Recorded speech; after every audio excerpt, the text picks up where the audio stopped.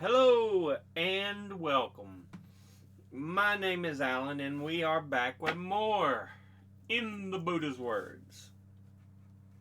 Before we get into this, let me go ahead and let you all know I have two ways to donate to the channel. I do have a Patreon account that is month to month, and then I have a Ko-fi account which can also do month to month but can do just one-time payments as well. If you are in financial trouble, do not donate. Take care of what you need to take care of. It's tough enough on everybody out there right now. If you can and you want to without causing yourself further stress, thank you. I appreciate it. But with that said, let's go ahead and jump back into this. Today we're reading part 1 of the introduction for chapter 9, Shining the Light of Wisdom.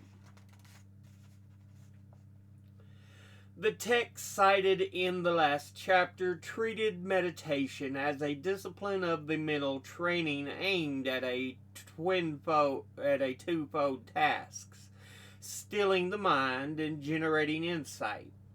The still mind, calm and collected, is the foundation for insight. The still mind observes phenomena as they arise and pass away, and as the sustained observation and probing exploration arises the higher wisdom of insight into phenomena. As wisdom gathers momentum, it penetrates more and more deeply into the nature of things, culminating in the full and comprehensive understanding called enlightenment. The Pali word, translated here as wisdom, is panna. The Pali equivalent of Sanskrit prajna, which gives its name to the voluminous Prajna Paramita Sutras of Mahayana Buddhism. The idea of Panna Prajna as the principal tool on the path to enlightenment, however, did not originate with the Prajna Paramita literature, but is already deeply embedded in the teachings of early Buddhism. The Nikayas take Panna not only as a point of doctrine, but as a rich theme for imagery, and thus speak to Prajna respectively as a light and a knife. It is the supreme light because it illuminates the true nature and dispels things and dispels the darkness of ignorance. It is a knife, a sharp butcher's knife, because it cuts through the tangled mass of defilements and thereby opens the way to liberation. The Pali word Panna is derived from the verbal root na, Sanskrit jna, meaning to know, preceded by the prefix pa, the Sanskrit pra, which merely gives the root meaning a more dynamic nuance. So Panna / Prajna means knowing or understanding, not as a possession, but as an action, the act of knowing, the act of understanding, the act of discerning. In Pali, the verb prajnati, one understands, conveys this sense more effectively than the correlative noun, pana. What it means by pana, however, is the type of understanding superior to that which occurs when one understands, for instance, a difficult passage in an economics textbook or the implications of a legal argument. Pana signifies the understanding that arises through the spiritual training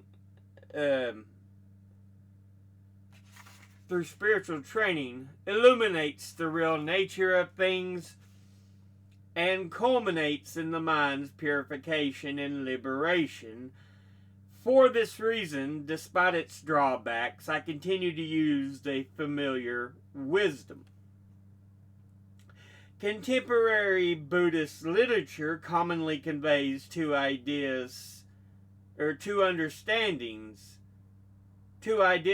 pana that have become almost axioms of popular understandings of Buddhism. The first is that pana is exclusively non-conceptual and non-discursive, a type of cognition that defies all the laws of physical thought. The second, that pana arises spontaneously through the act of pure intuition, as sudden and instantaneous as a brilliant flash of lightning. These two ideas about pana are closely connected. If pana defies all the laws of thought, it cannot be approached by any type of conceptual activity that can arise only when the rational, discriminative, conceptual activity of the mind has been stultified. And this stopping of conceptualization, somewhat like a demolition of a building, must be a rapid one. An understanding of thought that previously prepared for by any gradual maturation of understanding. Thus, in the popular understanding of Buddhism, pana defies rationality and easily slides off into crazy wisdom, an incomprehensible, mind-boggling way of relating to the world that dances at the thin edge between super-rationality and madness. Such ideas about pana receive no support at all from the teachings of the Nikayas, which are consistently sane, lucid, and sober. To take the 2 points in reverse order, first, far from the arising spontaneously, pana in the Nikayas is emphatically conditioned, arisen from the underlying matrix of causes and conditions. And second, pana is not bare intuition, but a careful, discriminative understanding that at certain stages involves precise conceptual operations. Pana is directed to specific domains of understanding. These domains, known in the Pali commentaries as the soul of wisdom, pana bhumi, must be thoroughly investigated and mastered through conceptual understanding before direct non-conceptual insight can effectively accomplish its work. To master them requires analysis, discrimination, and discernment. One must be able to distract from the overwhelming mass of facts certain basic patterns fundamental to all experience and use these patterns as templates for close contemplation of one's own experience.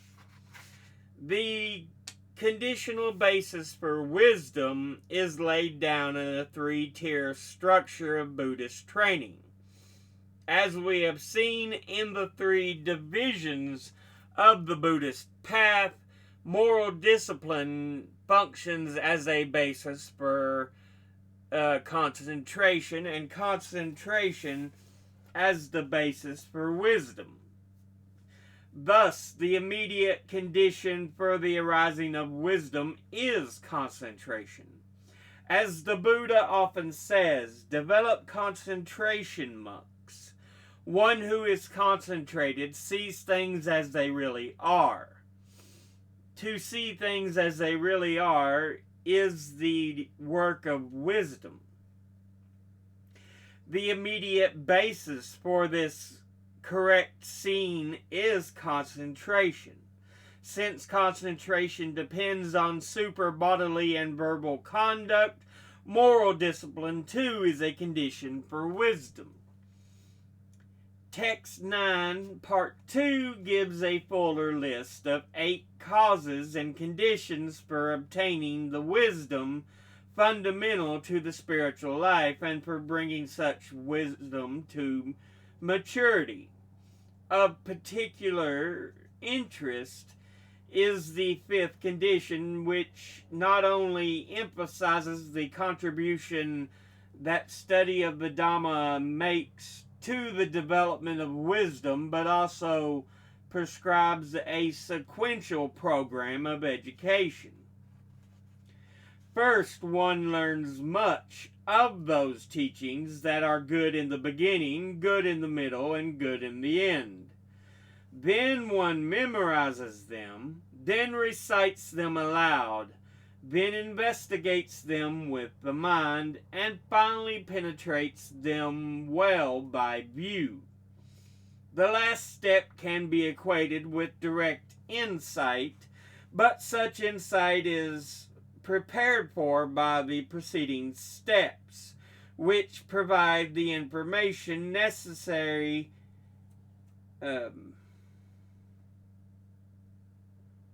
for the thorough penetration to occur.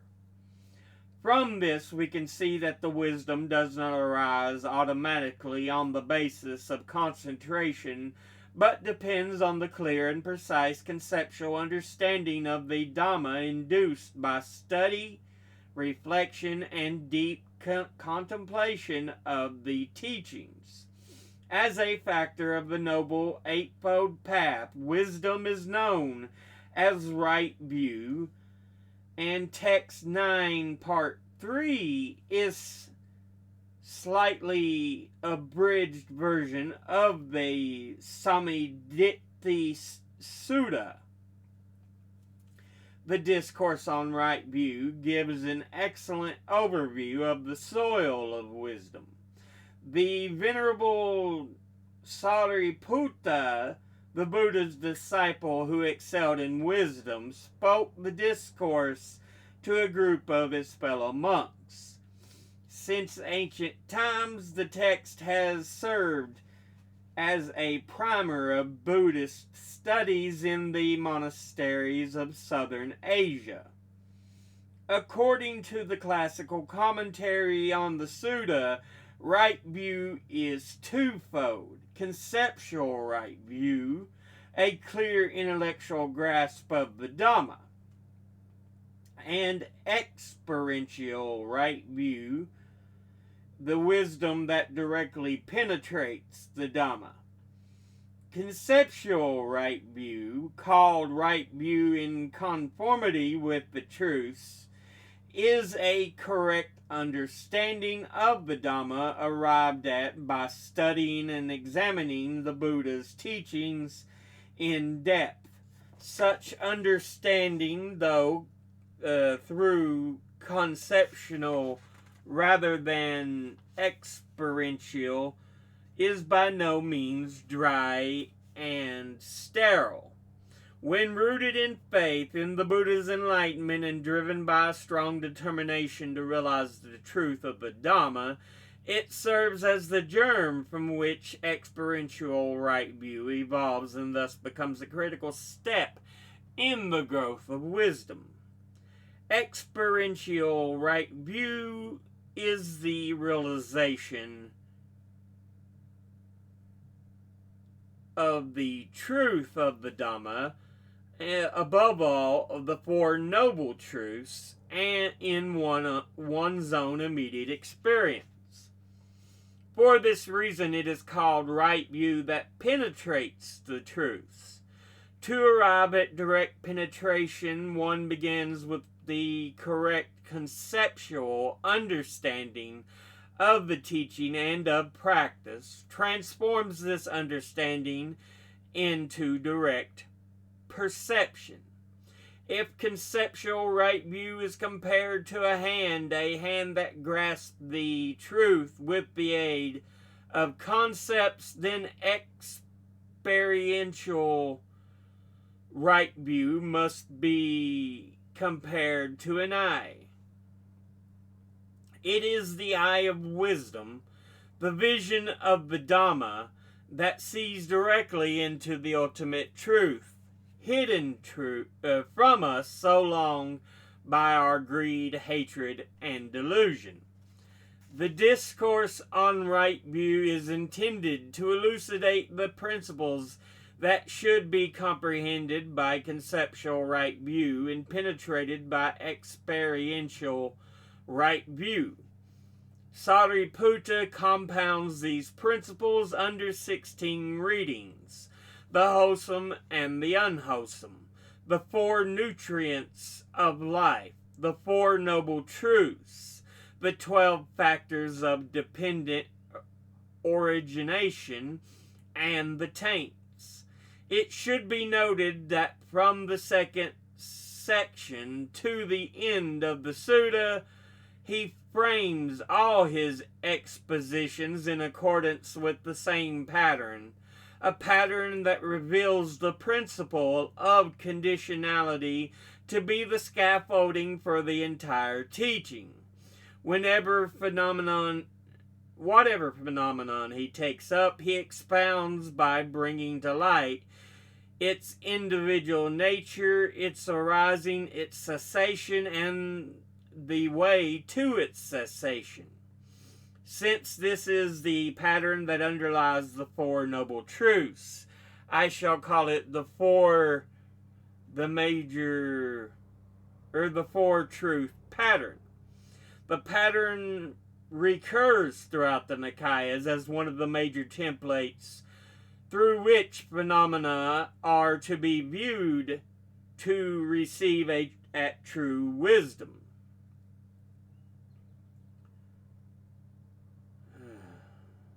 If application makes it clear that no entity is isolated and self-enclosed, but is rather inherently linked to other things in a complex web of dependently originated processes. The key to liberation lies in the understanding the causes that sustain this web are bringing them to an end within oneself. This is done by practicing the Noble Eightfold Path, the way to extinguish those causes. The world transcending right view, arrived at by the penetrating any of the 16 objects expounded in the sutta, occurs in the main 2 stages. The first is the right view of the trainee, Sekha, the disciple who has entered irreversibly upon the path to liberation but has not yet reached its end. The stage is indicated by the words that open each section. 1, who has perfect confidence in the Dhamma and has arrived at the true Dhamma.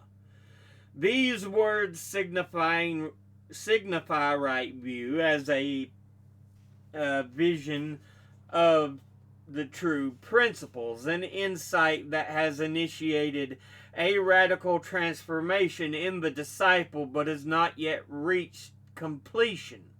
The second stage is the world transcending right view of the Arahant, described as the closing words of each section.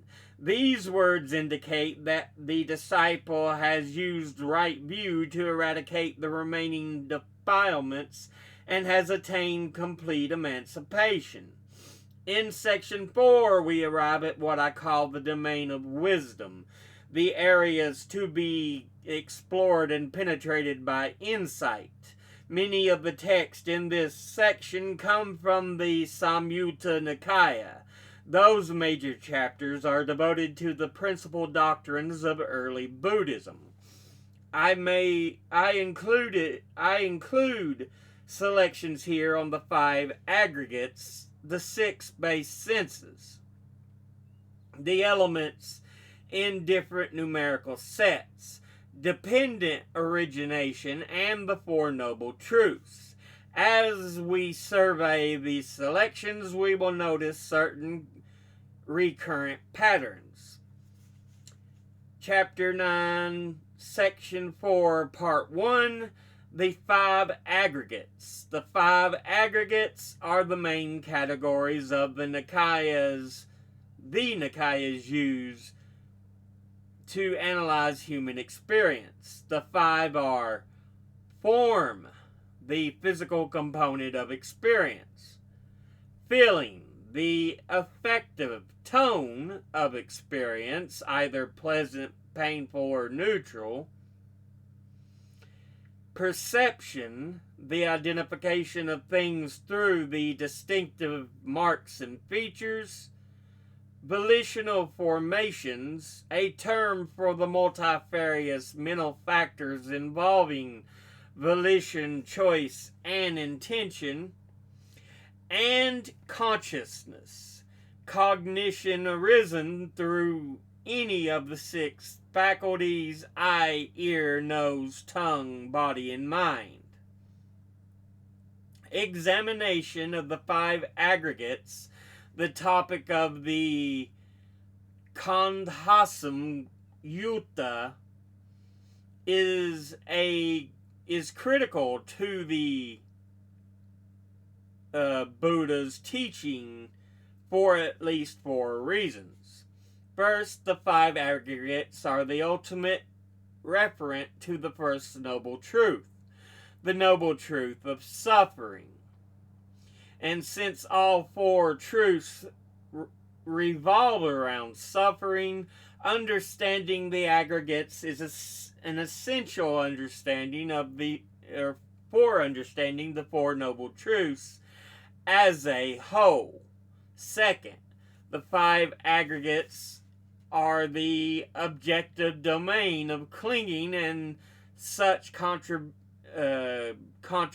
to the causal origination of future suffering. Third, clinging to the 5 aggregates must be removed to attain liberation. And fourth, the kind of wisdom needed to remove clinging is precisely clear insight into the true nature of the aggregates. The Buddha himself declares that so long as he did not understand the aggregates in terms of their individual nature, arising, cessation, and the way to their cessation, he did not claim to have attained perfect enlightenment. The full understanding of the 5 aggregates is a task he likewise enjoins to his disciples. The 5 aggregates, he says, are the things that must be fully understood. Their full understanding things and the destruction of greed, hatred, and delusion. The word khanda means, among other things, a heap of mass. And the 5 aggregates are so called because each unite under one label a multiplicity of phenomena but share the same defining characteristic. Thus, whatever form there is, past, future, or present, is incorporated into the form aggregate. Whatever feeling there is, past, future, or present, internal or external, gross or subtle, inferior or superior, far or near, is incorporated into the filling aggregate, and so for each of the aggregates. Chapter 9, Section 4, Part 1, A, enumerates in simple terms the constituents of each aggregate and shows that each aggregate arises and ceases in correlation with its own specific condition. The Noble Eightfold Path is the way to bring each aggregate into to an end. Here we find the Four Truth Path applied to the five aggregates, an application that follows quite logically from the role that the five aggregates play in representing the First Noble Truth.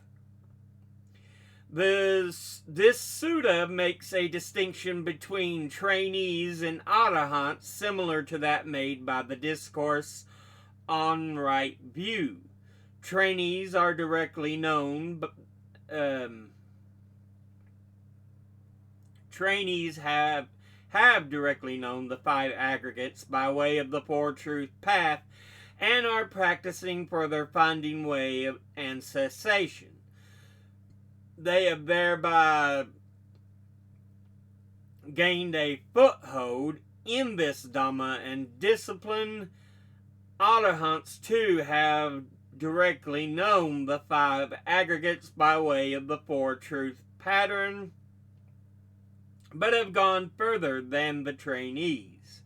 They have extirpated full attachment to the aggregates and liberated by non-clinging. Thus they are called consummate ones, who cannot be described by way of the round of rebirths. A detailed catechism on the aggregates, treating them from diverse angles, can be found in Chapter 9, Section 4, Part 1b, because the five aggregates that make up the ordinary experience are the objective domain of clinging. They are commonly called the five aggregates subject to clinging. Clinging to the five aggregates occurs in two principal modes, which we might call appropriation and appropriation and identification. One either grasps them and takes possession of them, that is, one appropriates them, or one uses them as a basis for views about oneself and or for conceit. I am better than or good as inferior to others. That is, one identifies with them. As the Nikayas put it, we are prone to think that of the aggregates thus: this is mine, this I am, this is myself. In the phrase, the notion "this is mine" represents the act of appropriation, a function of having. The notions this I am and this is myself represent two types of identification, the former expressing conceit, the latter views. But then they give us a table on the five aggregates: form, feeling, perception, volitional formations, and consciousness.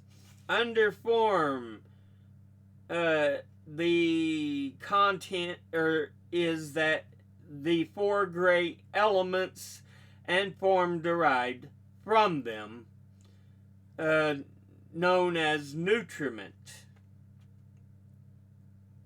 with the condition of nutriment. And simile is a lump of foam. Feeling, its content is 6 classes of feeling born of contact through eye, ear, nose, tongue, body, and mind, under the condition of contact, with a simile, a water bubble. The aggregate of perception has content of the 6 classes of perception of forms, sounds, smells, taste, tactile objects, and mental phenomena under the condition of contact, with a simile of mirage. Volitional formations have content under the 6 classes of volition regarding forms, sounds, smells, taste, tactile objects, and mental phenomena under the condition of contact, and given it a simile of a banana tree trunk. And the last aggregate of consciousness has content under the 6 classes of consciousness: eye, ear, nose, tongue, and body, mind, consciousness under the condition of name and form, giving it a simile of a magical illusion. But that ends that actual part we're reading. So yeah. So we'll be breaking this down into 3 parts because the actual introduction to this chapter is pretty good size, about 20 pages. So yeah, we'll be reading about a third of it.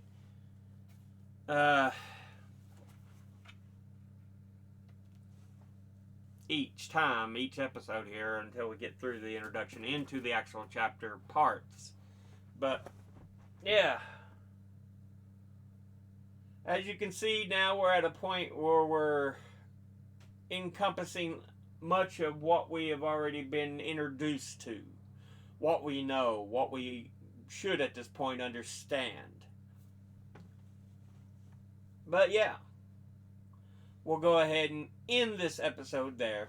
As always, educate thyself, think, read, study, learn. Someone tells you something you have trouble believing, ask them to cite their sources, and it can't be tinfoil hat wearing sources or a bunch of anecdotes stuck together to try to claim to be some source. Thank you all for watching. I'll see you all in the next one. Until then, later.